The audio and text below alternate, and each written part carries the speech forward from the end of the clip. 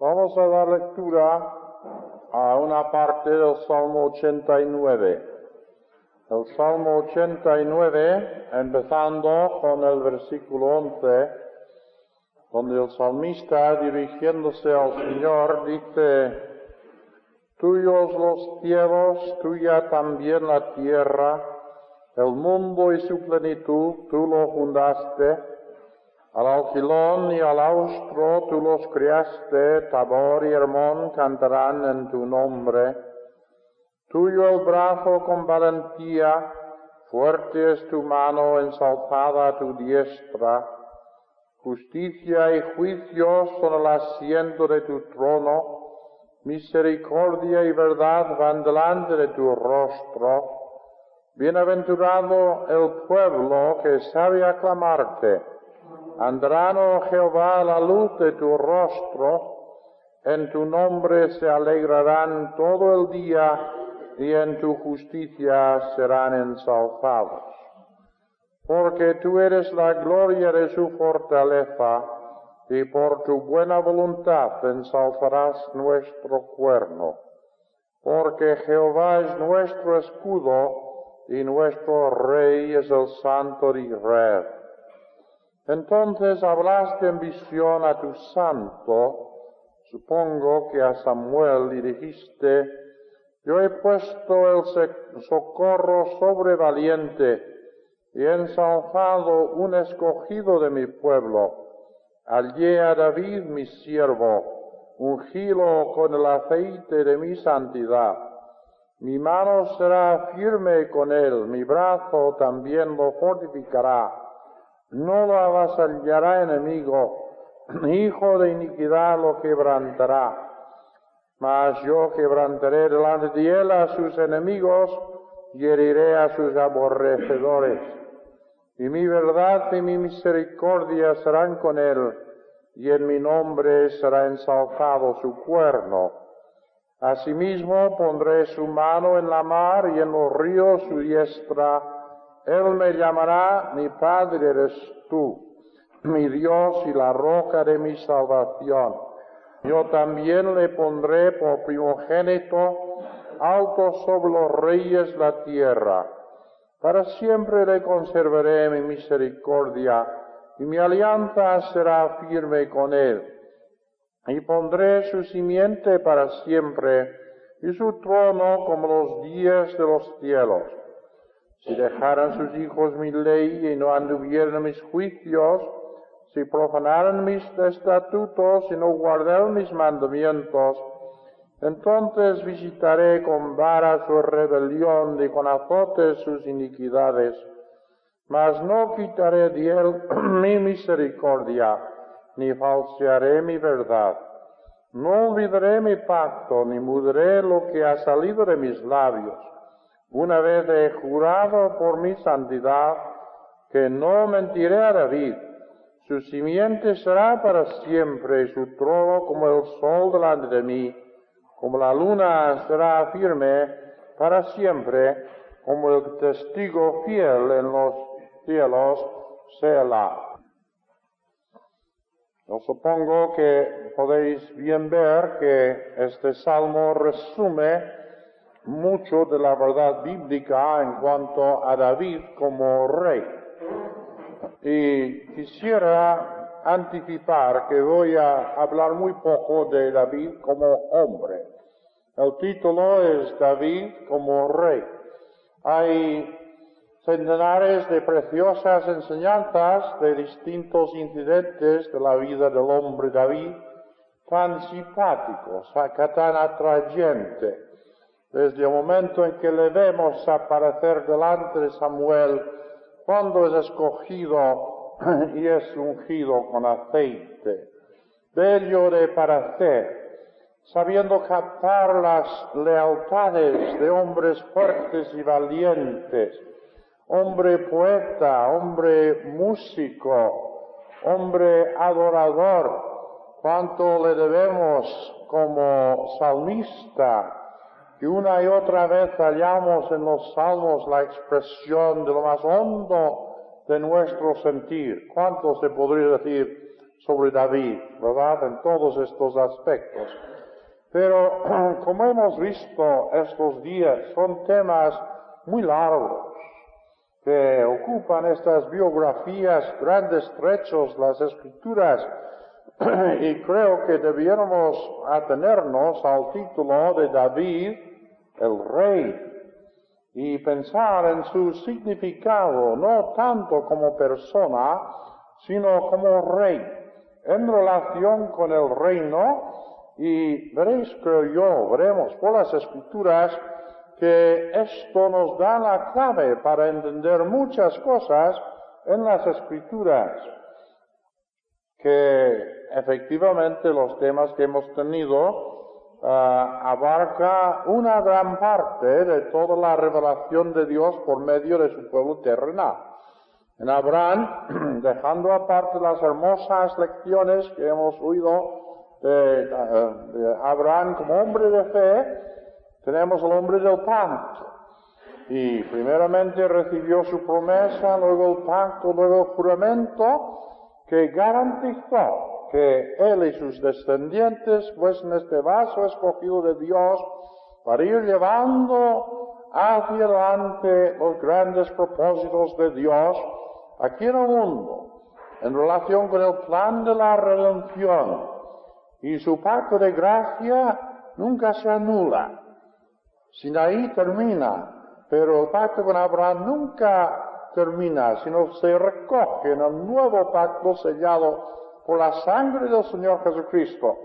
Así en Abraham tenemos un principio de algo que sigue hacia adelante por toda la eternidad. En el caso de Moisés, tenemos el hombre tan significativo en tantos aspectos de su vida, pero tenemos sobre todo el legislador y el formador de la casa de Dios. Que esto se lee en Hebreos capítulo 3 y es muy interesante que Dios puso en su mano la formación de aquel pueblo en todos sus aspectos. Hasta en la parte sacerdotal tenía que actuar él hasta que Aarón entrara en funciones. Y tan importante o más es el tabernáculo y los sacrificios que la misma ley. Que la ley solamente señala el pecado, manifiesta la justicia de Dios, pero la sangre de los sacrificios y todo lo del tabernáculo nos muestra que Dios tenía una manera preparada para que el hombre pecador pudiera acercarse a él, con grandes dificultades en la sombra, pero en perfección, en su cumplimiento en Cristo Jesús. ¿Cuánto se entierra allí? Porque los pensamientos de Moisés como fundador de la casa de Dios, pues siguen adelante también a Cristo y a la eternidad. Y luego ya tenemos a David. Y hay problemas aquí en el caso de David, pero veremos que sobre todo David en su trabajo es el fundador de la monarquía. Quizá no absolutamente correcto, porque es Dios quien lo establece en la persona de David, y el restaurador del culto en la forma del templo. Y esto es su gran obra. Y otra vez, este pensamiento sigue adelante, halla su consumación en la persona del Señor y nos lleva a la consumación de la eternidad. Con estos dos grandes principios, dos los más fundamentales de la Biblia, de autoridad, de trono y de templo, que es culto, que encierra muchísimo de lo que Dios quiere revelarnos de sí mismo. Sabréis que algo hemos visto ya en el Salmo 89 y hay muchos otros salmos que no hay tiempo para hacer referencia, pero sabéis que en los salmos una y otra vez Dios habla desde su trono y Dios habla desde su santuario, ¿verdad? Así que empezamos con una fuente divina, que en Dios hay absoluta autoridad y todo cuanto se somete a la autoridad de Dios es reino de Dios. Es un término muy amplio, que tiene sus distintas provincias, pero en su perspectiva amplia, todo cuanto se sujeta a la voluntad de Dios es reino. La Iglesia es una parte del reino, pero no sustituye el reino, sino que es una provincia privilegiada, central, si queréis, de este reino. Y por otra parte, Dios es pura santidad en su persona y como objeto de la adoración de su pueblo. Así que en Dios tenemos toda autoridad como trono, y en Dios tenemos el centro de toda adoración. Y esto ha de reflejarse en la tierra, pero todo lo que se hace en la tierra, como en el caso del tabernáculo, en el templo, en el trono de David, es un reflejo de estas grandes realidades eternas. Así que siempre hemos de empezar con la fuente, ¿no? Con lo más hondo, lo más fundamental. Y entonces veremos cómo se refleja en la actuación oficial de estos hombres a pesar de sus imperfecciones humanas. Cuando Moisés fundó la casa de Dios, como dice Hebreos 3, pues fundó una teocracia, que quiere decir el dominio directo de Dios sin haber indicado en aquel entonces otro rey más que él mismo en Israel. Dios es fundamentalmente rey en Israel. Él manda. Y a través de Moisés, su siervo, pues daba sus disposiciones, sus órdenes. Y luego a través de Josué y una serie de jueces. Pero todo cuanto se entrega en la mano del hombre, por fin se estropea por las imperfecciones humanas. Y al final de los jueces veis casi el fin de este sistema en su parte humana, porque se dice al final de jueces que cada uno hacía lo que le parecía bien a sus propios ojos. Así que la teocracia en ese sentido parecía que ya no funcionaba. Estos jueces actuaban por cierto tiempo, pero todo prepara en el desarrollo del plan de la redención. Jueces nos prepara para Samuel, Reyes y Crónicas, donde vemos el establecimiento del trono de David. Y claro que algunas veces nos parecen contradicciones, ¿verdad? Porque algunas veces se presenta un aspecto y luego se presenta otro aspecto. Y me refiero especialmente al caso de Samuel, el último de los jueces y hombre santo, uno de los mejores, pero el sacerdocio se iba corrompiendo también en la persona de sus hijos. Y luego el pueblo reclamaba al rey. Pues las razones que tenía el pueblo para reclamar un rey eran malas. Porque ellos decían queremos ser como los otros pueblos. Y sabéis un punto muy importante, que en los sistemas orientales el rey era también sacerdote. Y se unía en la persona del monarca también las funciones y atribuciones del sacerdocio. Así que tenía todo el poderío del trono y del santuario. Esto era común en todos los países del Oriente y un día será verdad espiritualmente en Cristo, pero solamente puede ser en Cristo. Y mientras que venga el perfecto rey sacerdote, estas atribuciones tienen que separarse. Y tiene que haber por una parte un rey, por otra parte un sacerdote, para que un hombre no pueda unir en su persona estas grandes atribuciones. Y lo que pasaba con esos reyes paganos, hasta se hacían dioses, ¿verdad? Y luego lo tenía todo, ¿no? Trono y adoración y culto y todo a su disposición en estas autocracias humanas. Pues Dios hizo provisión para que esto no pasara hasta que viniera el rey sacerdote Melquisedec, y entonces él puede ser rey sobre su solio, o el sacerdote sobre su solio, uniendo en su persona tanto la realeza como el sacerdocio. Pues el pueblo hizo una petición mal hecha, Pero detrás de esta petición mal hecha hay un plan de Dios. Nada coge a Dios de improviso. Que Él sabía lo que había de venir. Y seguramente desde la eternidad había el plan del reino. Porque lo vemos luego como uno de los temas más importantes de las Escrituras, culminando como todas las figuras, todas las instituciones del Antiguo Testamento, culminando luego en la persona de nuestro amado Salvador. Así que sí, que habéis hecho mal, pero Dios admite, primeramente, un rey según la idea de los hombres. Saúl es un hombre que Dios permitió esto, que Samuel tuvo que ungirlo por fin, fue con permiso divino, pero también se le ve como una prueba de lo que podría ser un rey, de lo mejor de lo humano, sobre el pueblo de Israel. Todavía el trono no se había establecido, pero el pueblo tenía la posibilidad de ver lo que sería un rey.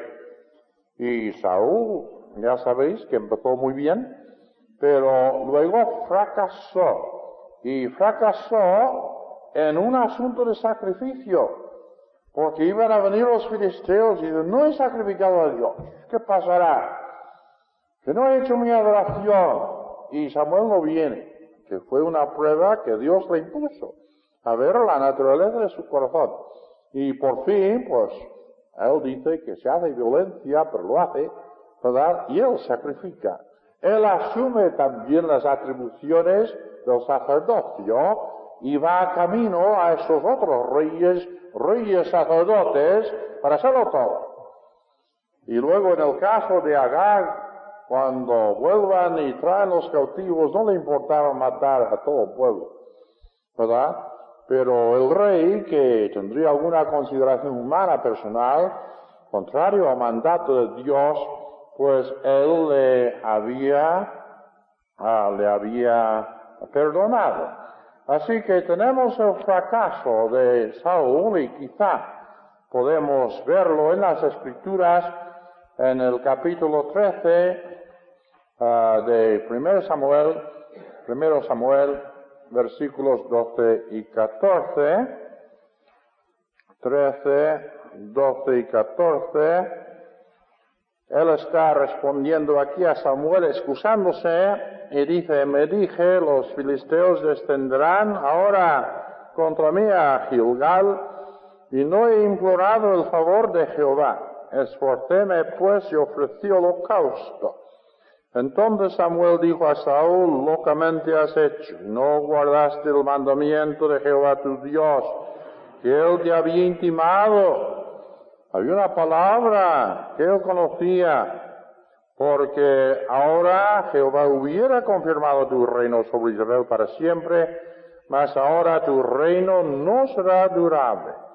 Jehová se ha buscado varón según su corazón, al cual Jehová ha mandado que sea capitán sobre su pueblo, por cuanto tú no has guardado lo que Jehová te mandó. Esto en cuanto al sacrificio.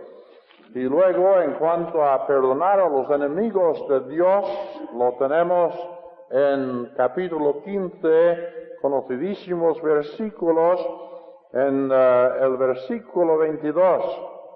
Y Samuel dijo a Saúl, ¿tiene Jehová tanto contentamiento con los holocaustos y víctimas como en obedecer a las palabras de Jehová? Ciertamente el obedecer es mejor que los sacrificios y el prestar atención que el cebo de los carneros. Porque como pecado de adivinación es la rebelión, y como ídolos e idolatría el infringir.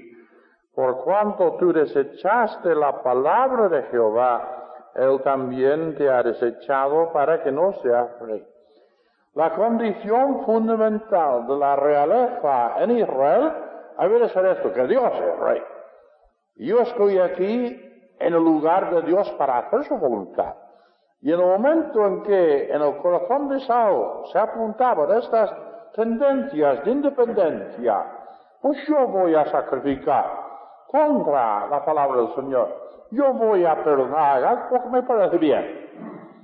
Pues entonces, ¿quién eres tú?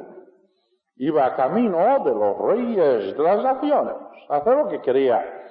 Y esto tenía que ser quitado para que Dios pudiera fundar, a través del varón que él había escogido, este trono. Y voy a decir una cosa que quizá estoy adelantando un poco, pero vendrá bien quizá. Que después de leer alguna cosa o notar alguna cosa en el primer libro de Samuel, vamos a pasar a los libros de Crónicas. Y os extrañará, quizá. Pero hay algunos que dicen Crónicas, ¿por qué Crónicas? Primeramente una lista de nombres de genealogías, y eso nos aburre soberanamente. Hasta alguno ha dicho, pues ¿cómo puede ser esto palabra de Dios? Y luego pasa rápidamente a la derrota de Saúl, su muerte, y entonces a la historia de David como rey, sus valientes, la manera en que se hizo con el reino, y luego su actuación precisamente en este sentido de fundar un trono y restaurar el culto y preparar la edificación del templo. Y veréis que en los libros de Crónicas no es una repetición de la parte personal. Si queréis ver lo que son los reyes y cómo responden a los mandamientos de Dios y cómo siembran lo que ciega, sea cosa buena o mala, que vayáis a los reyes. Y Samuel y Reyes es todo un libro en el hebreo. Es una continuación de lo mismo, ¿verdad? Nuestras divisiones son por conveniencia, nada más. Es una historia seguida. Pero si queréis ver el propósito de Dios en cuanto a su trono y en cuanto a su santuario, que leáis Crónicas.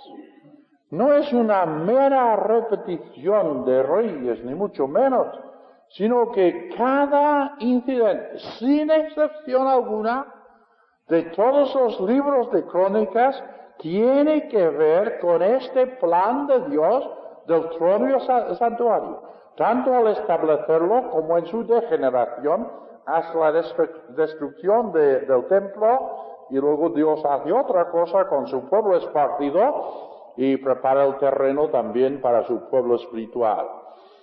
Pero si esto es la clave para entender Crónicas, y estas genealogías que dicen que son tan aburridas, bien que hay joyas preciosas en ellas para el discernimiento espiritual también, pero son necesarias porque esas genealogías te enlazan desde el principio de la creación a través de las razas y las tribus que va escogiendo Dios hasta que llegues a esto, a la familia del rey y la familia de los sacerdotes. Y lo veréis tanto antes como después del cautiverio. Así que todo tiene su sentido. Queridos hermanos, yo quedo maravillado ante la estructura de las Escrituras, que Dios no hace nada en balde. Esas cosas no ocurren porque sí. Los hombres podrán darnos luz sobre el fondo de esos libros. Aceptamos gustosos cualquier luz de la verdadera erudición bíblica, y especialmente la arqueología y el fondo histórico, todo lo que ilumine la palabra. Pero créame que no nos toca a nosotros juzgar con la estructura de las Escrituras. Dios lo ha hecho perfecto. Y yo quedo asombrado ante la palabra, no solamente en su detalle, sino ver las grandes perspectivas de las Escrituras. Solamente este detalle, que estos dos libros de Crónicas, que es un solo libro, tenga un tema único y no falla jamás. Claro, los instrumentos eran los profetas, inspirados por Dios.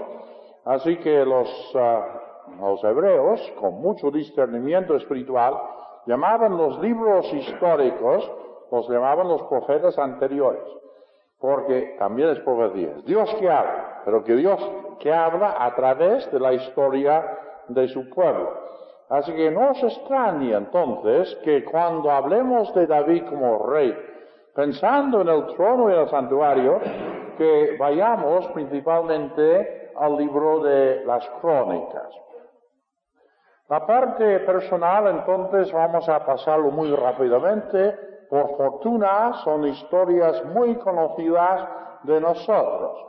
Ya sabéis que después del rechazamiento de David, Dios mandó a su siervo Samuel que él fuera a casa de Isaí, allí en Betlén, y que hizo pasar delante de él a estos hijos suyos.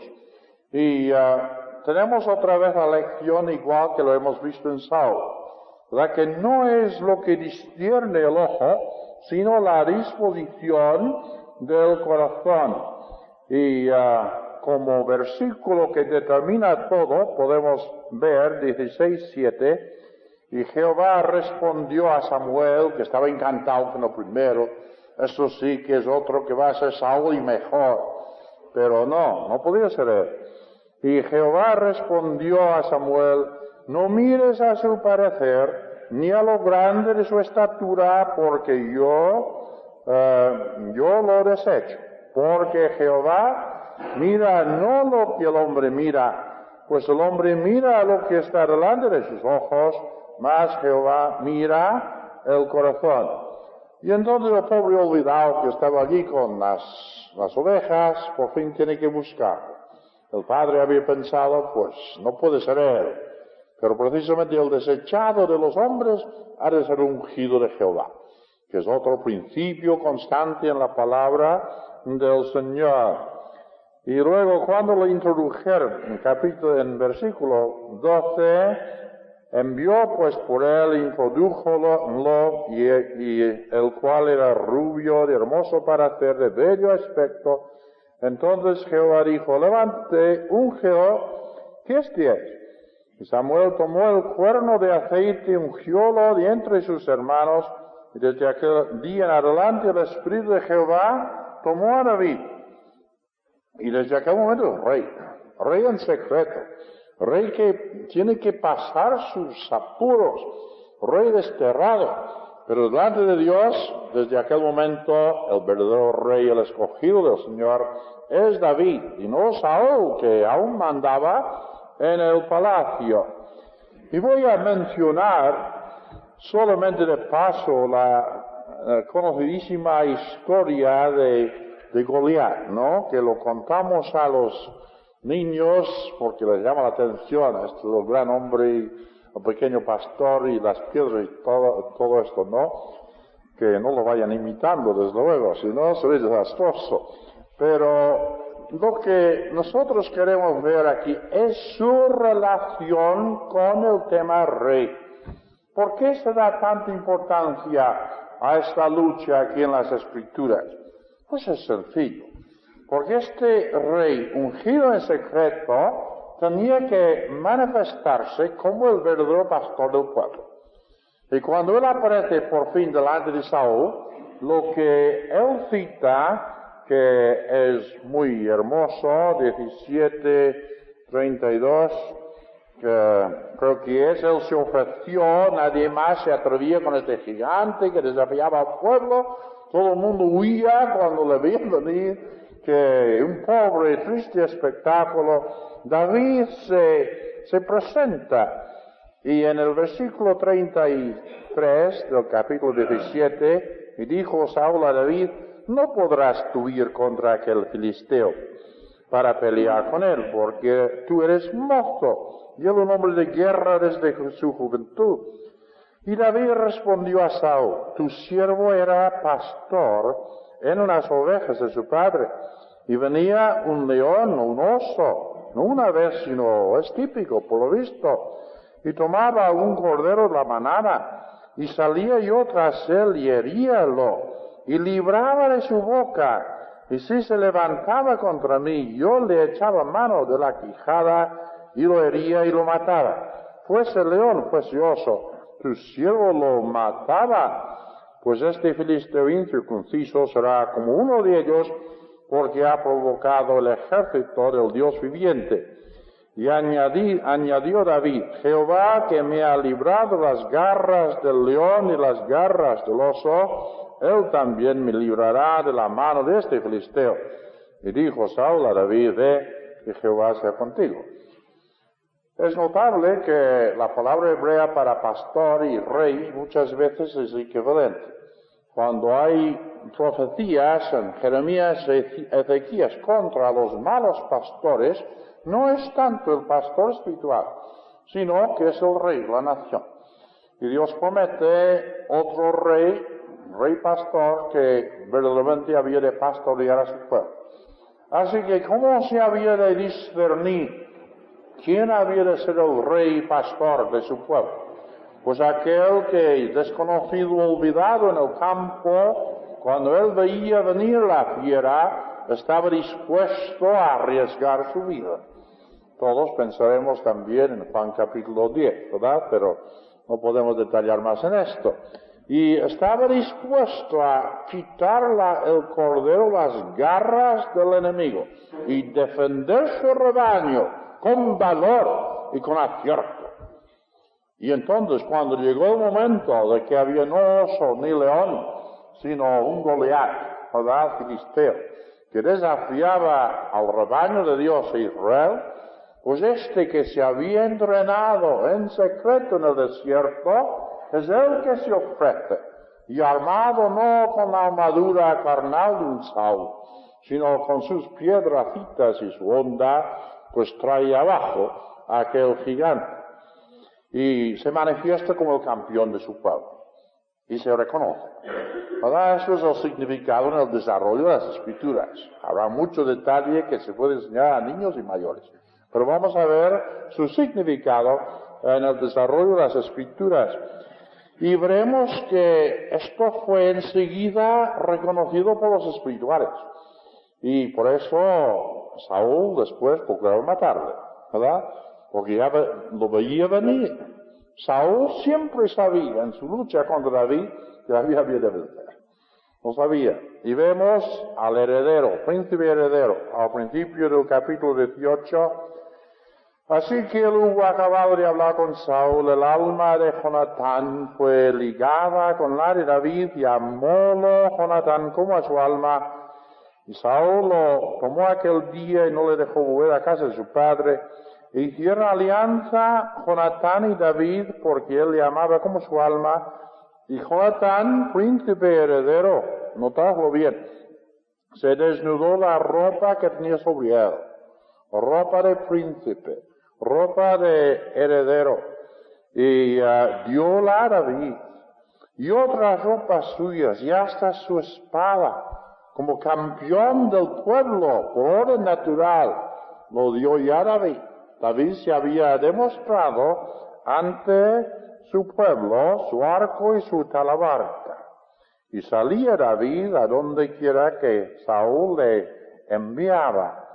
Y un poco más, en el versículo 16, y aconteció que como hubieron ellos, cuando David tornó de matar al filisteo, ya señalado como campeón del pueblo, salieron las mujeres de todas las ciudades de Israel. Muy significativo esto, ya sabéis el canto de María y los demás, ¿verdad? Que las grandes verdades que el pueblo aprendió, las mujeres las cantaban. Pero eran voz del pueblo, eran voz del pueblo. Así que salieron las mujeres de todas las ciudades de Israel cantando, con danzas, con tamboriles y con alegrías y sonajas, a recibir al rey Saúl. Y cantaban las mujeres que danzaban y decían, Saúl hirió sus 1000 y David sus 10,000. Y enojóse Saúl en gran manera y desagradó esta palabra a sus ojos y dijo, a David dieron 10,000 y a mí 1000. No le falta más que el rey. El hombre ya señalado, no solo por el ungimiento secreto que Dios había consumado, sino por su manifestación como campeón, como el pastor esforzado del pueblo de Dios. Y aun cuando Saúl todavía le guardaba cerca de sí, era David que sacaba a Israel, ¿verdad? Los ejércitos iban a su mandato. Y desterrado, pues iba reuniendo alrededor de sí lo más escogido los israelitas. Estoy seguro que a todos nos gusta la descripción de los valientes de David. Y veréis que precisamente en Crónicas es donde más se detalla.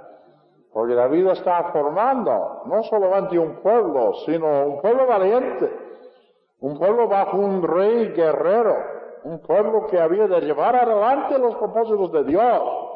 Eso es lo que vemos en el conjunto de todos estos incidentes, ¿verdad? Que vamos a pasar por alto.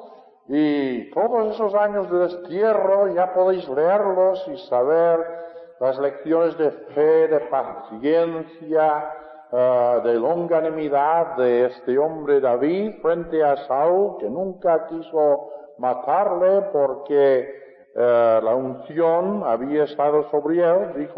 Dejó que Dios obrara en todo esto.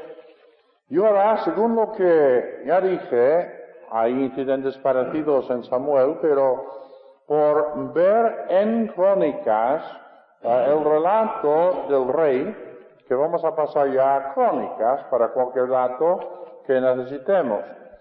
Y en dos etapas, primeramente sobre Judá y después sobre todo Israel, David fue afirmado en el reino. Y es muy importante la toma de Jerusalén, que ya hallamos en 1 Corintios, además de Samuel, pero esto es donde vamos a leer capítulo 11. Y ahí la historia de cómo la ciudad fue tomada de los jebuseos. Y entonces, 1 Crónicas ya, el capítulo 11, el versículo 7, y David habitó en la fortaleza, y por esto le llamaron la ciudad de David, y edificó la ciudad alrededor, y desde Millo hasta la cerca, y Joab reparó el resto de la ciudad, y David iba adelantando y creciendo, y Jehová los ejércitos era con él. Pues ya tenemos la ciudad. Y yo supongo que nadie, ni el más sencillo en las cosas, las escrituras, si algo ha leído, ignora la inmensa importancia de Jerusalén, ¿verdad? Tanto la Jerusalén literal como el sitio que Dios escogiera y manifestara su nombre, teniendo en la ciudad tanto el trono como el santuario, como luego la ciudad celestial, y por fin la figura, el simbolismo pasa hasta el estado eterno. Pero tenemos que empezar aquí, ¿verdad? Porque antes Jerusalén estaba bajo el poder del jebuseo. Pero aquí David se establece, escoge su capital y pronto le vemos ya también edificando un palacio, que podemos verlo en el capítulo 15, 1 a 2. Hizo también casas para sí en la ciudad de David y labró un lugar para el arca de Dios y tendióle una tienda. Entonces dijo David, el arca de Dios no debe ser traído sino por los levitas. Pero solamente por este momento quiero que notéis que ya tenemos ciudad, el centro del reino, Jerusalén, y ya tenemos un palacio y un trono. Esto ya está establecido. Y a esto Dios promete permanencia. No va a ser como el ensayo de Saúl, y mucho menos como los reyes paganos, pero hay un elemento permanente desde que David establece su trono en la ciudad de David. Y su primer pensamiento es también que era el culto de Jehová. Había quedado después del mal ejemplo de Elí, sus hijos, y capturar los filisteos del arca. Dios había protegido su arca por medios milagrosos. Su arca andaba por allí. Pero David ya tiene en su corazón no solamente que él sea establecido, sino que también el culto de Jehová sea restaurado. Y tengamos, queridos hermanos, en cuenta que David era profeta. Y todo cuanto él hacía en cuanto al templo fue indicado y ordenado por inspiración divina. Él recibió todo el detalle del templo tan realmente como Moisés recibió el diseño del tabernáculo. El tabernáculo convenía a un pueblo peregrino, pero el templo en Jerusalén convenía a un pueblo ya estable y miraba hacia el fin del plan de Dios cuando su soberanía y su carácter como el Dios santo que había celebrado sería admitido en todo el universo. Pero por lo menos tenemos un anticipo de todo esto en Jerusalén en los días de David. Él nunca pudo ver, desde luego, la consumación de sus deseos, pero porque era hombre de sangre y era su hijo Salomón que lo había de edificar literalmente. Pero David se ve en Crónicas, veis que al final del primer libro de Crónicas no tenéis nada de estas conmociones y estas intrigas de palacio que hay en Reyes. No tenéis más que David preparando el orden levítico y preparando materiales para el templo. Es lo único que veis. Sí, y murió con todos los honores y se callan todo lo de las intrigas de Adonía y todo esto no se oye nada en Crónicas. Porque el propósito de este libro no es enseñarnos tanto David como rey, sino David actuando como instrumento de Dios para esto del trono y del templo, autoridad y culto. Pues una vez que David estuviera allí, pensaba en el arca. El arca andaba por allí, hay salmos sobre esto también. Israel pensaba, pues, qué lástima, este santo símbolo de la misma presencia de Dios entre nosotros anda por ahí. Sí, que había sido rescatado de los fariseos, pero en una casa particular, y nada estaba unido, todo el orden del tabernáculo estaba deshecho, la cosa estaba en caos. Y sabemos que hizo un intento y fracasa, porque no toma en cuenta las ordenanzas de Dios. Pero yo no voy a fijarme tanto en el fracaso que hallamos en el capítulo 3, porque el intento de David era buenísimo. Él sabía lo que tenía que hacer, pero por falta de haber consultado las Escrituras, pues hizo llevar el arca un carro de bueyes. Y Uza, pues, tuvo el tremendo atrevimiento de extender la mano y tocar este símbolo, una cosa prohibida. Parece a nosotros una tontería, pues pobre hombre que iba a hacer si quería ya ver que no cayera el arca. Pero nosotros hemos de ver todas esas cosas, no según un punto de vista subjetivo humano, ¿verdad? ¿Por qué hiciera Dios esto?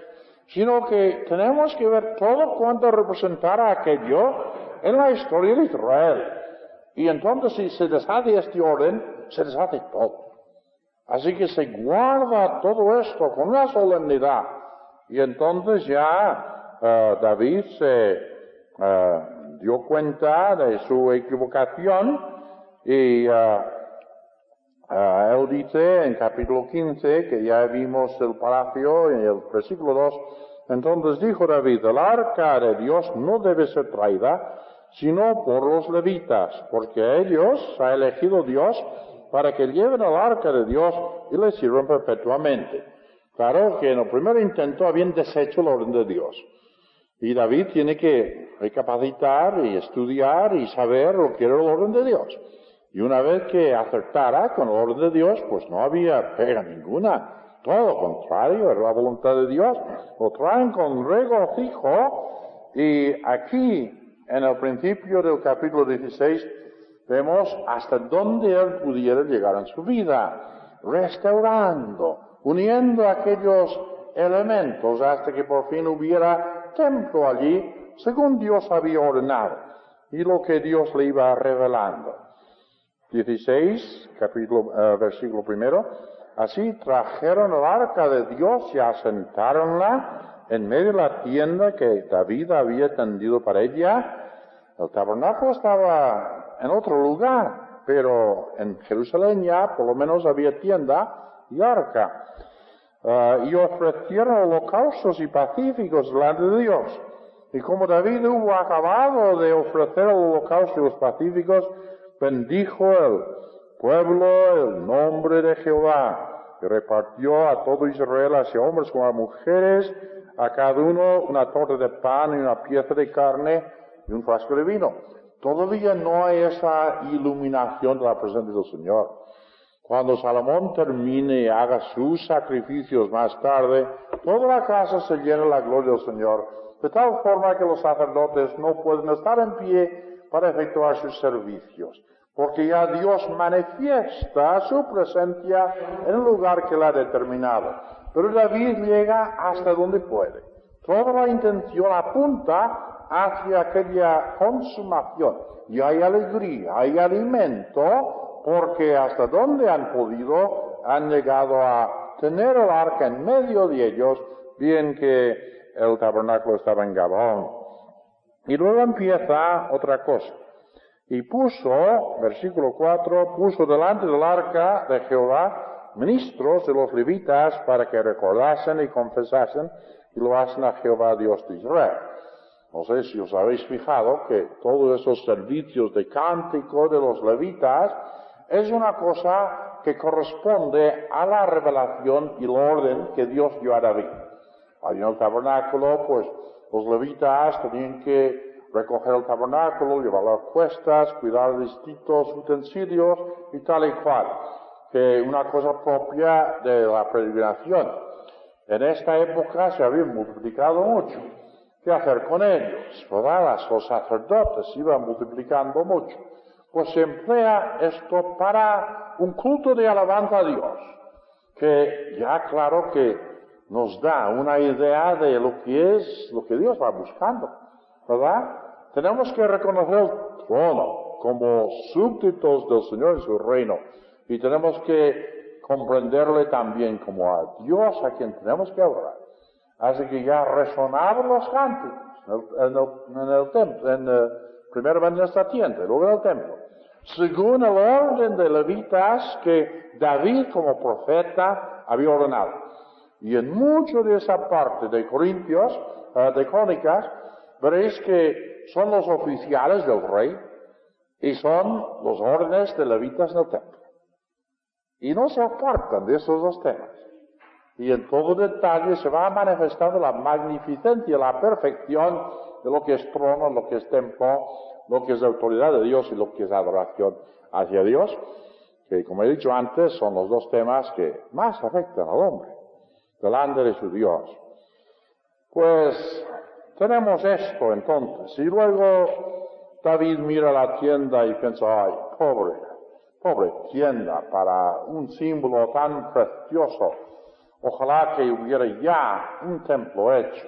Y le vino a la mente el edificar, construir el templo. Yo estoy con mi palacio, pero el arca de Dios, símbolo de su presencia, como su trono en medio del pueblo, pues mora entre cortinas.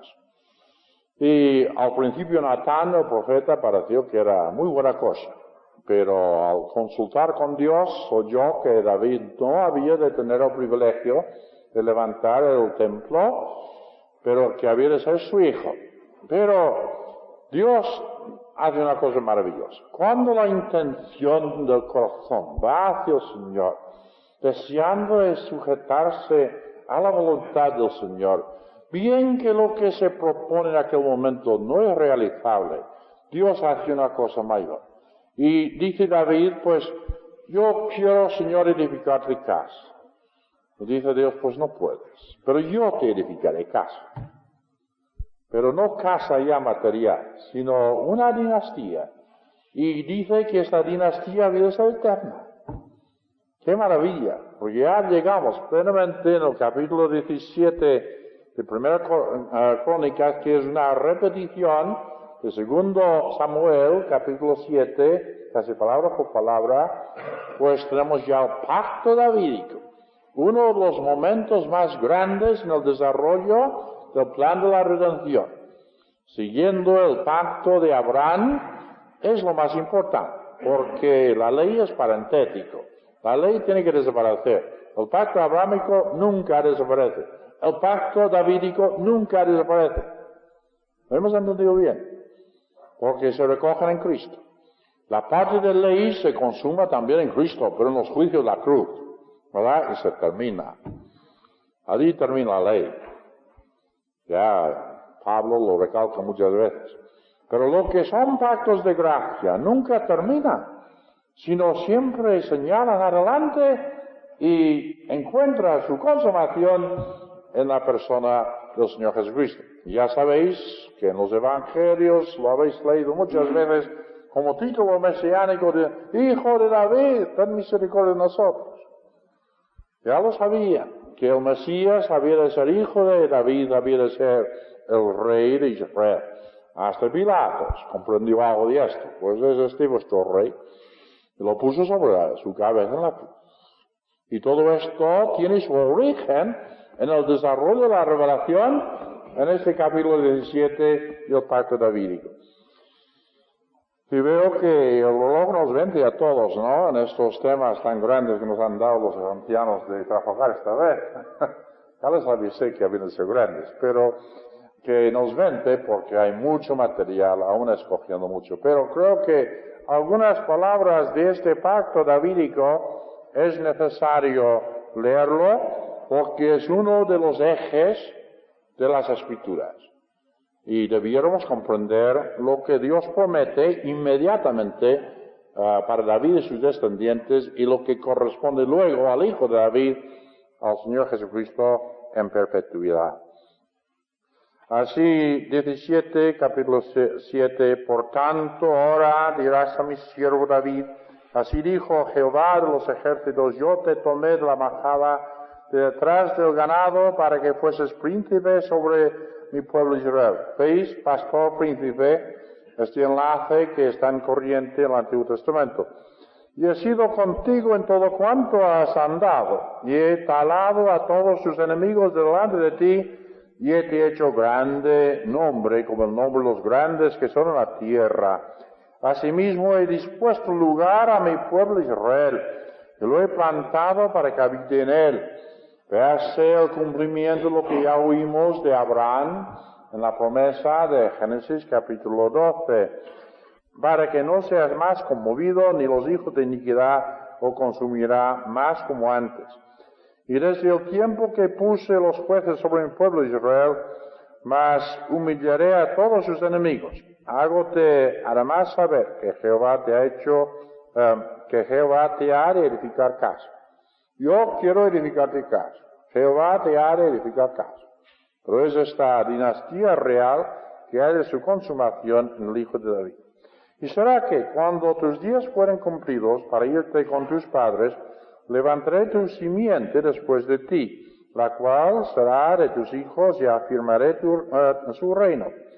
Notad que mientras las dinastías del reino del norte cambiaban constantemente, que veréis en el libro de Reyes y aquí solamente en Croner, claro, menciona a los de David.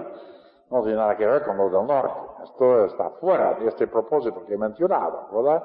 Pero en Jerusalén siempre había descendientes de David, aparte de este pequeño paréntesis de Adalía, ¿verdad? Y cuando terminó el reino, pues se supo que se estableció un paréntesis, pero mirando hacia el reino de Cristo. Y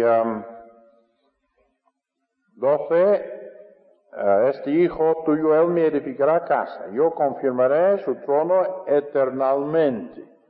Pero veis que ya pasamos más allá de Salomón. Ya en figura, las escrituras, las profecías son así, que vemos algo delante de nosotros inmediato. Y parece que hay otra cosa que toca, pero es como mirar en la perspectiva profética una sierra, una cordillera. Y hay un pico aquí que sí, que lo ves inmediato. Y ves otro pico que se asoma. Y a ti te parece que está a 2 pasos del primer pico. Pero si vas andando, verás quizá que hay una veintena de picos más pequeños entre el primero y el último que ves. Pero están tocando en tu vista. Y así la realidad en cuanto a Salomón y la realidad en cuanto a Cristo, el hijo de David, pues se tocan en esta profecía. Pero en el desarrollo, el descubrir la historia, pues hay siglos y siglos y siglos y siglos. Y nunca comprenderemos bien las profecías si no vemos la perspectiva histórica. Que el hecho de que cosas muy lejanas pueden estar topando con cosas muy inmediatas.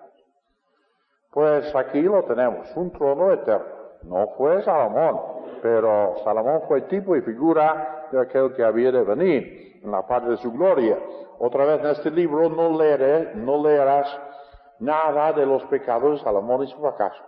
Solamente verás la gloria de su reino. Porque aquí es el tema del trono, no del hombre Salomón, sino del rey Salomón. Y yo le seré por padre y él me será por hijo, y no quitaré delante de él mi misericordia como la quité de aquel que fue antes de ti.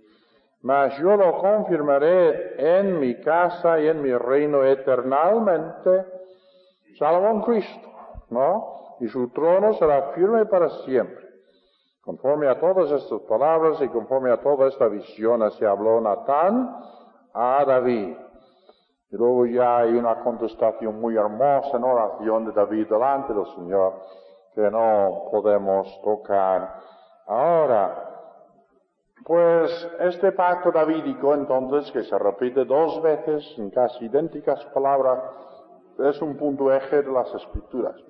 Y cuando llegas a las genealogías, al principio de Mateo, y Mateo tiene por el Espíritu que relacionar la vida de aquel que ha de venir con toda la revelación anterior, verás que las figuras principales son Abraham y David, ¿verdad? Y luego Cristo.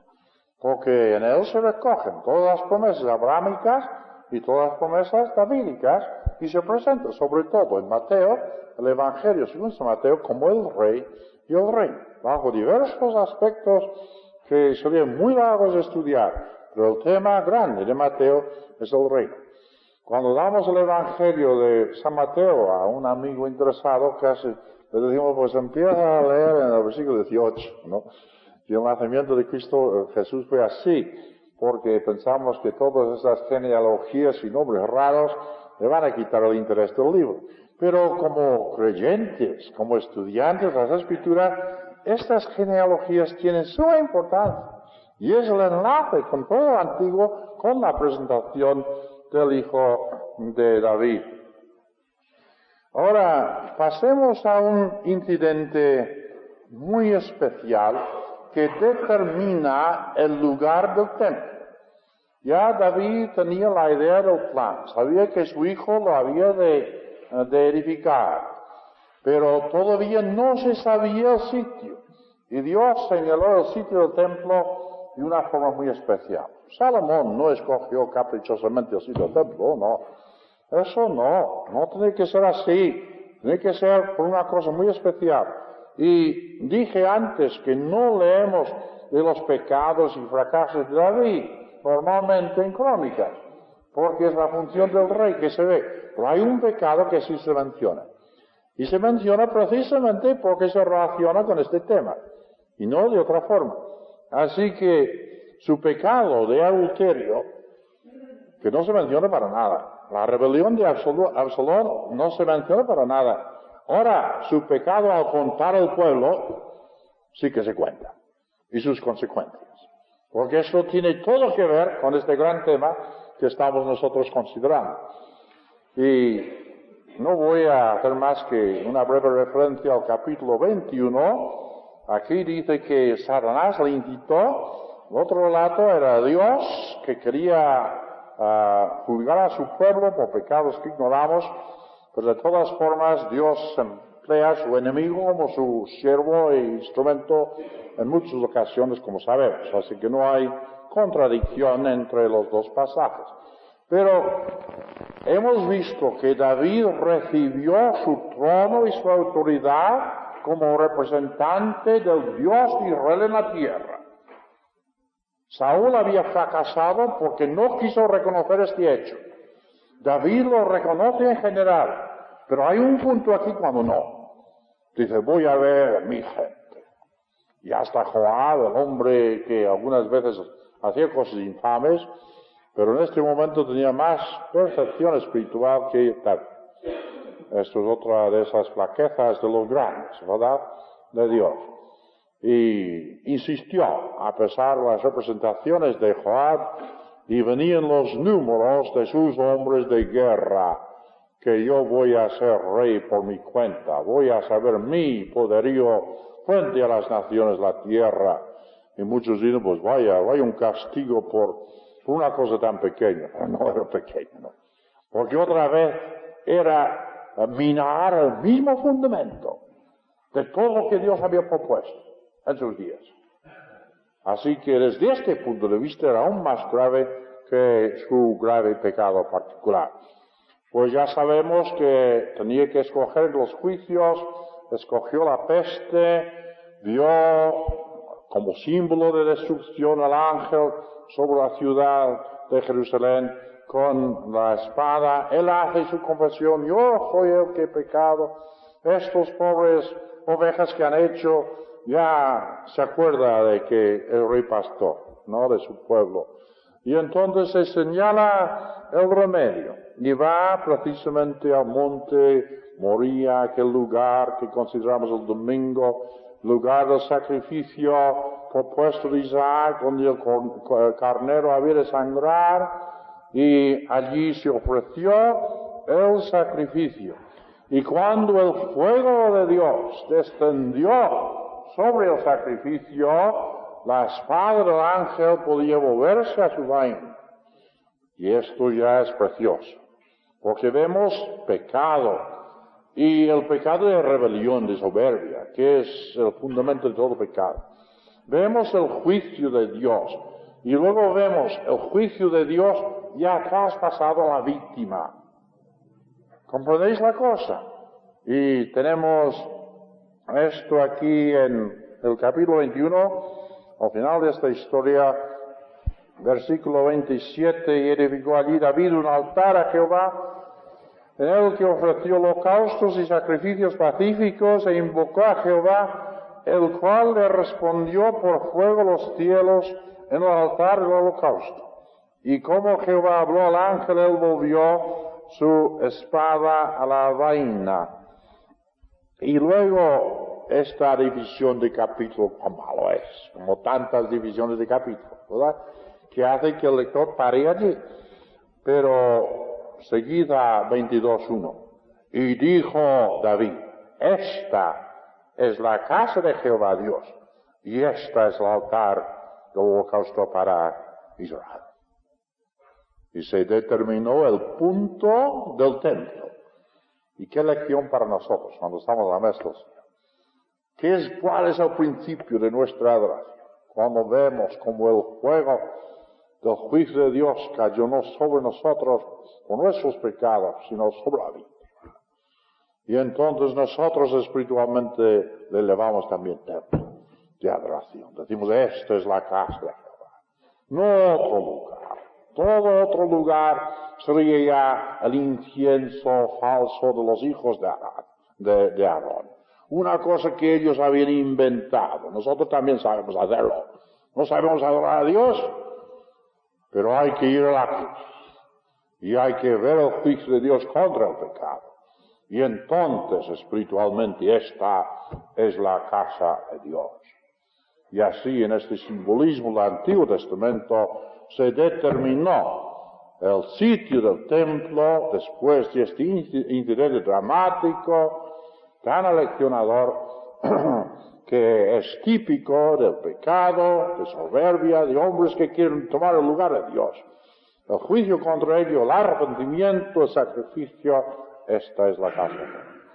Y veréis que después de esto, pues este libro se ocupa de los detalles de levantar la casa, de preparar los materiales.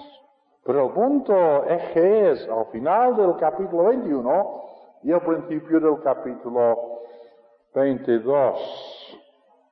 Pues claro que vamos a terminar, ¿verdad? Porque son estudios largos y comprendo el cansancio mental, bien que sigue el interés espiritual, pero la mente se cansa y tenemos que ir saltando un poco, que sería muy interesante después de esto, pero os recomiendo como estudio que veáis en los capítulos sucesivos de Crónicas, desde el tema, como luego ya se acumulan los tesoros, se ordenan los levitas, los oficiales del reino, hasta que el rey, cuando sale, no tiene el gozo, es como Moisés y la tierra, no tiene el gozo de ver el templo.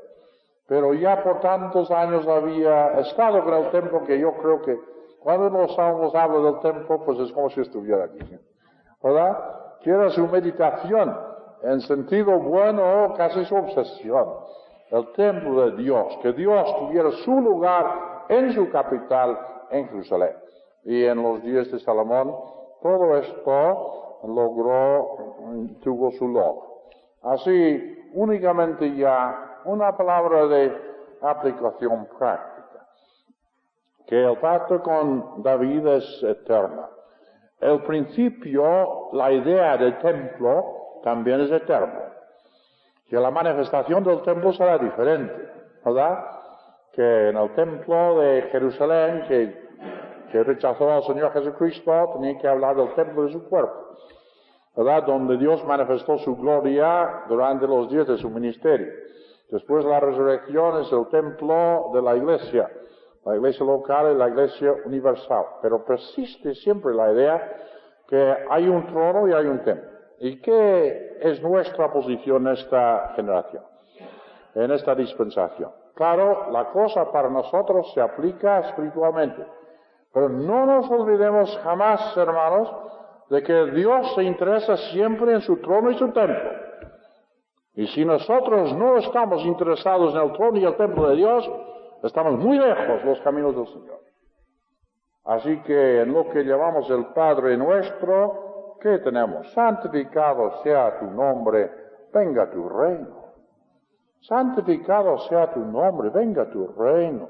Señor, que tú recibas la adoración de todos los corazones y que tu reino sea establecido para que no haya ninguna voluntad en contra de la tuya, que es lo que hemos de pedir al Señor y lo que va llevando a cabo en la persona de su Rey, que es también sacerdote y víctima expiatoria por nosotros.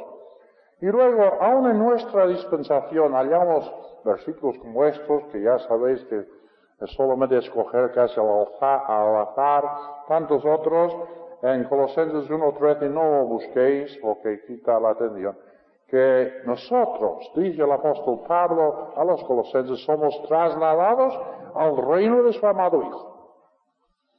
Que no hay por qué hacer esas contradicciones y discusiones sobre el reino e iglesia. Para mí la cosa está completamente clara en las Escrituras. El reino, como dije antes, es todo lo que obedece la voluntad de Dios. Se habla de las grandes esferas del universo como reino de Dios. Se habla de Israel como reino de Dios. La iglesia también, que no se puede quitar la idea del reino en la iglesia, porque Pablo iba por todas partes predicando el reino de Dios. Porque hay almas que se someten a él. Pero la iglesia, los términos de la iglesia no coinciden exactamente con el reino. Todo lo que se somete a ángeles y todo es reino, ¿verdad? Ahora la iglesia es reino, pero es la provincia del reino más íntima, porque se llama el cuerpo y la esposa del rey. Y nosotros estamos unidos con él en intimidad de vida espiritual. Así que la iglesia es reino, pero toda la iglesia, todo reino no es iglesia, que será Israel por venir. Ha sido Israel en tiempos pasados, y son regiones angelicales que son obedientes. Y todo por fin ha de ser reino de Dios, ¿verdad? Pero nosotros tenemos la parte más escogida. Así que somos trasladados al reino de su Hijo, aun estando dentro de la iglesia. Y en Pedro, 1 Pedro 3:15, dice el apóstol, santificad al Señor Dios en vuestros corazones. Así que cada corazón se convierte en templo. Y ya hemos notado que en 1 Corintios capítulo 3 la iglesia local es templo. En Efesios, una figura magnífica, toda la iglesia universal es templo. Así que sigue en esta esfera espiritual también esto del trono y del templo. La autoridad de Dios admitida en nuestra voluntad. Que hagas lo que quieras con nosotros, porque el trono es tuyo.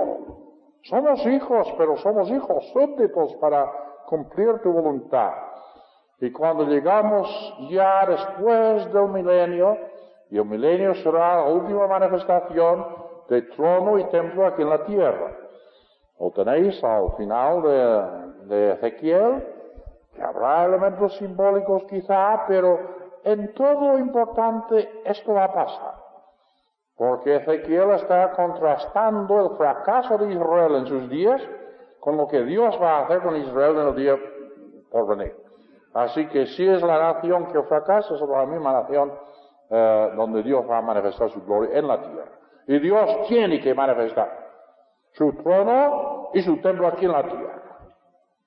Que nunca ha sido perfecto, pero ha de serlo en lo que se llama el reino milenial. Pero aún esto es solamente el vestíbulo, la gloria.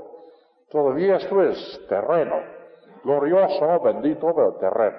Pero cuando pasamos a aquella otra esfera, la nueva creación, la meta final de los propósitos de Dios, que leemos en Apocalipsis capítulo 21. Y vi un cielo nuevo y una tierra nueva. Todo el nuevo universo hecho según un nuevo plan. Todo mejor de este y 1000 veces más, millones de veces más, si queréis. Porque el primer cielo y la primera tierra se fueron y el lugar ya no es. Y yo, Juan, vi la santa ciudad, Jerusalén nueva, que descendía del cielo de Dios, dispuesta como una esposa ataviada para su marido. Y oí una gran voz del cielo que decía: He aquí el tabernáculo de Dios con los hombres, y morará con ellos, y ellos serán su pueblo, y el mismo Dios será su Dios, y ellos. Y 5, y él que estaba sentado sobre el trono. Y luego ya en el 22, después me mostró un río limpio de agua de vida, resplandeciente como cristal, que salía del trono del Dios y del Cordero, pero de la ciudad misma, que es el centro de la nueva creación, con referencia muy especial, por lo menos a la iglesia. Dice que no había templo en ella, por la sencilla razón que toda la ciudad es templo. Dios mora en su pueblo. Templo quiere decir separación. Es un pequeño terreno con su edificio dedicado al servicio de Dios. Y esto es muy necesario en una esfera terrenal. Pero cuando lleguemos a este punto último, ya no hay nada separado para el culto de Dios, porque todo está dedicado al culto de Dios. Y estos grandes temas de trono y templo se cumplirán plenamente en la nueva creación, teniendo por centro la nueva Jerusalén. Que Dios nos anime a pensar en esto y sin olvidar la parte práctica, que nosotros somos trasladados de un reino para ser obedientes, para que nuestra voluntad sea sujeto a nuestro Rey. Y que nosotros somos adoradores espirituales, llamados por Dios a adorarle en espíritu y en verdad. Señor os bendiga.